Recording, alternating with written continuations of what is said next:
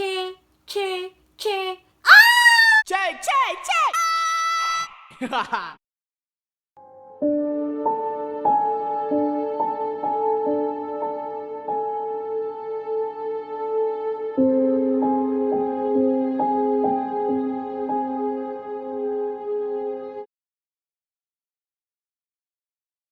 Halo teman-teman, welcome back to my channel. Oke, buat teman-teman yang udah mampir di YouTube channel aku, yang udah nonton video aku, dan yang udah subscribe, like, komen, dan juga share, aku mau ucapin makasih banyak. Dan seperti video sebelum-sebelumnya, aku bakalan ngebahas kisah yang bikin kita tercengang dan bikin kita wow.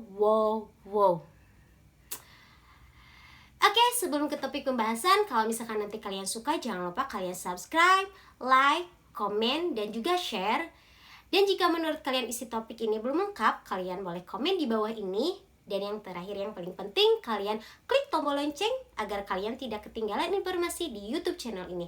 Oke, di video kali ini aku bakalan ngebahas kisah keganasan perempuan bangsawan. Dalam kisah ini kita akan lihat betapa lihai setan memperdaya dan membisiki kesesatan kepada hati dan juga pikiran manusia. Kutes Elizabeth Báthory d'Excet ya benar. Kutes Elizabeth Báthory d'Excet. Dia dinobatkan sebagai seorang wanita pembunuh paling produktif karena aksi pembunuhan dan penyiksaan yang dia lakukan antara tahun 1585 hingga tahun 1610. Oleh Guinness Book of World Record, sepertinya Guinness memang tidak main-main ketika menyematkan gelar ini kepada Elizabeth. Bagaimana ceritanya? Ini dia. Pada tanggal 7 Agustus 1505 telah lahir seorang perempuan yang bernama Elizabeth Báthory di Nyírbátor, Hungaria. Dia menjalani masa kanak-kanaknya di Kastil Exed. Ayahnya adalah George Báthory dari cabang keluarga Exed, saudara dari Andrew Bonaventura Báthory yang menjabat sebagai voivod Transilvania. Ibunya adalah Anna Báthory, putri dari Stefan Báthory, yang juga salah seorang voivod Transilvania dari cabang keluarga Samlio. Dari sisi ibunya, Elizabeth adalah keponakan Stefan Báthory, Raja Hungaria, Polandia, dan Lituania, sekaligus merupakan pangeran Transilvania. Terlahir dari keluarga seperti ini membuat Elizabeth memiliki kekayaan yang berlimpah, terkenal, terpelajar, menikmati hidup yang amat nyaman sekaligus manja. Ini sebuah model kehidupan yang bukan hanya menghasilkan kebaikan, tetapi juga menghasilkan banyak keburukan. Tentunya Elizabeth tumbuh dalam perawatan fisik yang baik. Dia semakin dewasa dengan kecantikan di atas rata-ratanya, dan seperti yang dijelaskan oleh Brian O'Reilly Lewis dalam A Dark History, Kings and Queen of Europe, Elizabeth adalah tangkapan hebat untuk suami yang ambisius. Dan sejumlah pelamar telah menunjukkan ketertarikan mereka terhadap Elizabeth. Ketika Elizabeth muncul dalam pasar calon pengantin wanita pada tahun 1570. Lelaki beruntung itu bernama Ferenc Nasasdi, seorang bangsawan yang derajatnya lebih rendah dari keluarga Báthory. Pernikahan dengan Elizabeth adalah untuk meningkatkan derajatnya, maka dia membiarkan nama istrinya Elizabeth itu tetap memakai nama belakang Báthory, tidak Nasasdi. Ferenc bangga sekali bisa mendapatkan istri yang cantik dari keluarga Báthory. Pernikahan mereka diselenggarakan pada tanggal 8 Mei 1575. Ketika Ferenc berusia 25 tahun sedangkan Elizabeth berusia 14 tahun. Memang ada satu persamaan penting dari mereka berdua, yaitu mereka benar-benar sadis. Mereka sama-sama sadis. Memang benar ya, Allah menciptakan berpasang-pasangan, ada yang baik dan yang baik, yang soleh yang soleha, yang sadis dan yang sadis seperti Florence dan Elizabeth ini. Pada abad 16, kaum Gipsi dipandang sebagai bangsa setengah manusia yang bisa diperlakukan sewenang-wenang. Bahkan bisa ditembak seketika seperti memukul kecoa dengan menggunakan sandal.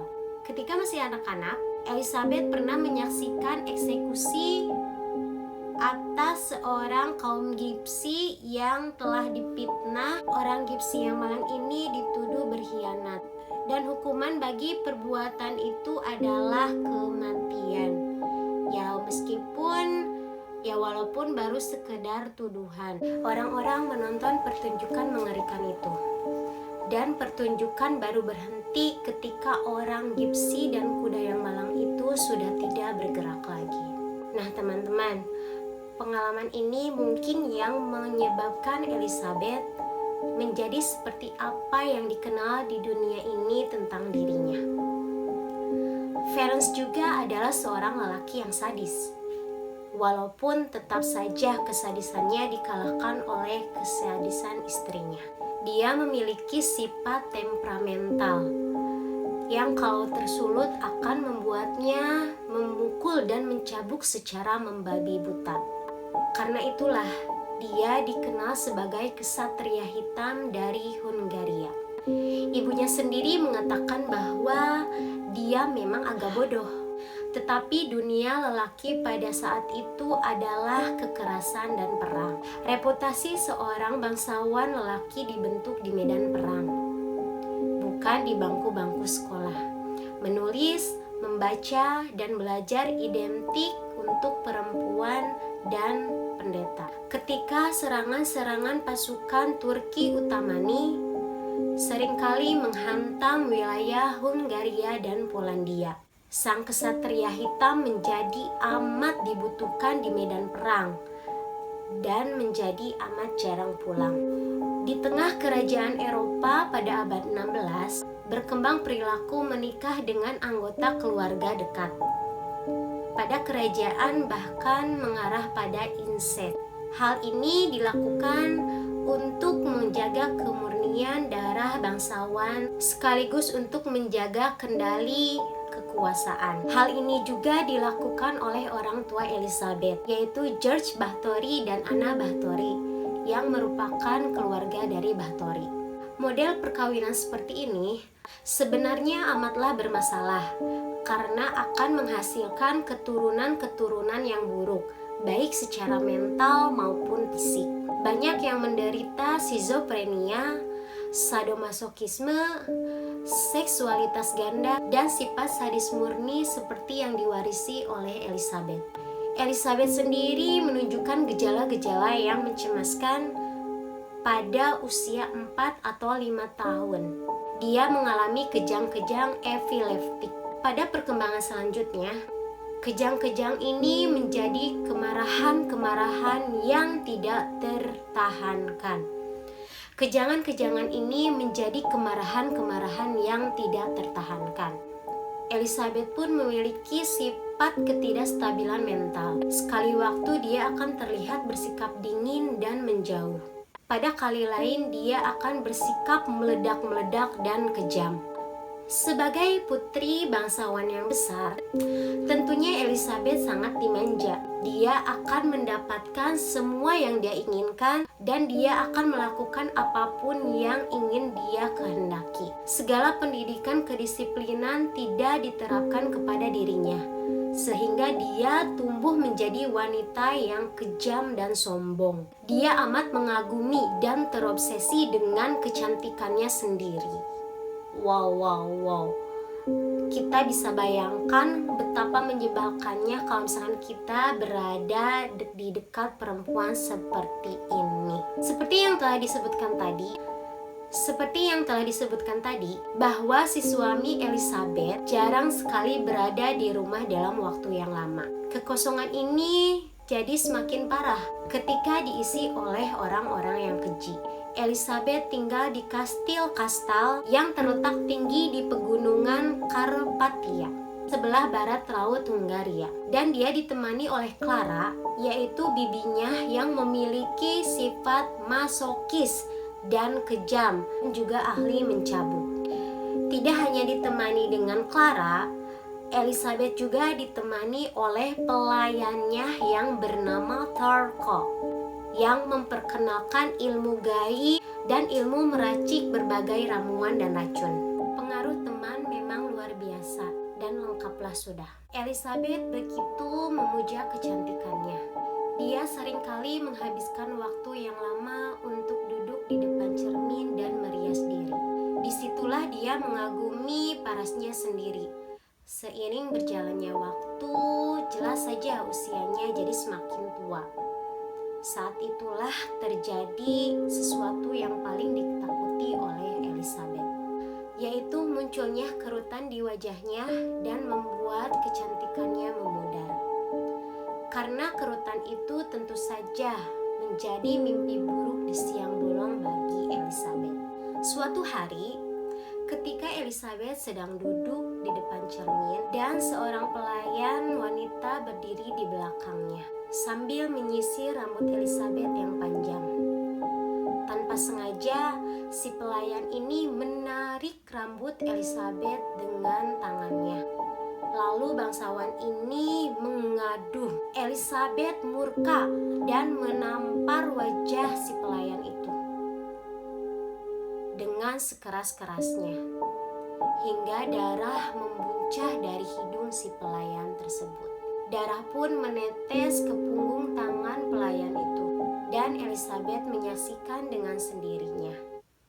Entah bagaimana caranya, tiba-tiba bagian kulit yang tertumpah oleh darah itu terlihat kembali meremaja di mata Elizabeth. Sebuah gagasan gila segera muncul di benak Elizabeth. Jika seluruh tubuhnya dilumuri darah perawan, maka dia akan selalu muda dan cantik. Elizabeth mulai mencengkram tangan si pelayan yang malang itu dan memerintahkannya agar lehernya disayat. Darah segar pun memancar dan ditampung dalam sebuah tong. Elizabeth segera masuk ke dalam tong tersebut dan dia mandi darah perawan selagi masih hangat. Berbagai isu pun berhembus bahwa dia tidak mencukupkan diri untuk mandi darah saja, tetapi dia juga menyeruput darah tersebut. Bahkan dia memakan daging perawan-perawan malang itu demi mempertahankan kemulusan kulit dan kecantikannya.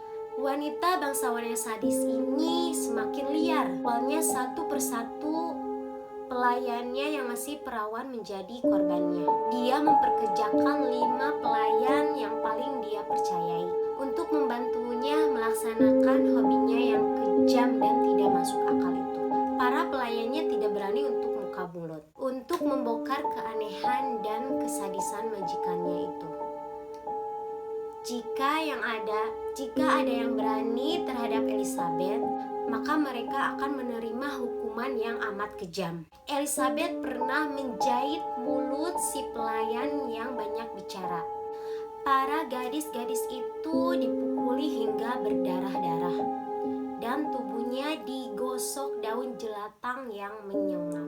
Semakin hari berlalu, Elizabeth semakin pintar menyiksa orang. Berbagai cara dia lakukan untuk menjalankan kesenangannya ini. Dan yang disebutkan tadi belum seberapa. Pelayan yang dituduh mencuri akan ditelanjangi dan keping logam yang panas membara akan ditempelkan ke kulit mereka. Bisa kita bayangkan bagaimana jeritan para pelayan tersebut. Namun seorang pelayan tidak perlu melakukan kesalahan terlebih dahulu untuk mendapatkan perlakuan keji dari Elizabeth ini. Elizabeth bisa dengan bebas berbuat apa saja kepada siapapun yang dia hendaki.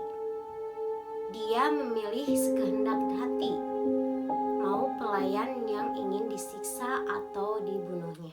Dia pernah memecahkan kepala dengan menekan kedua pipinya hingga otaknya berhamburan dan lehernya terbelah. Dia begitu terobsesi pada jeritan dan kematian. Elizabeth pun mengolah mengkoleksi berbagai alat menyiksa yang mengerikan. Dia mempunyai jepitan tang yang digunakan untuk mengupas kulit gadis-gadis pelayan itu. Setelah sebelumnya alat-alat itu dipanaskan terlebih dahulu.